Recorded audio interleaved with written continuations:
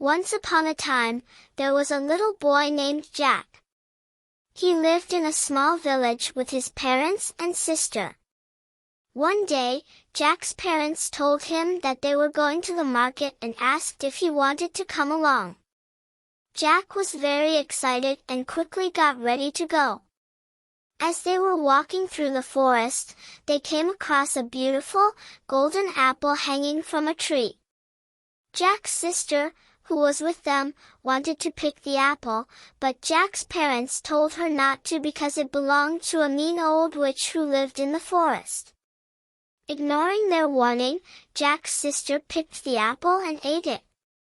Suddenly, the mean old witch appeared and punished them by turning Jack's sister into a goose. Jack was very sad and vowed to find a way to turn his sister back into a human. He searched everywhere, and eventually came across a kind old man who told him that the only way to reverse the witch's spell was to find the water of life. Determined to save his sister, Jack set off on a journey to find the water of life.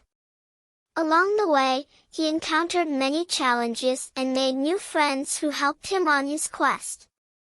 After a long and difficult journey, Jack finally found the water of life and used it to turn his sister back into a human. The family was overjoyed and thanked the kind old man for his help. From then on, Jack's sister was very careful to listen to her parents and never again picked the apples of the mean old witch. And Jack learned that it is always important to listen to and respect the advice of those who are older and wiser.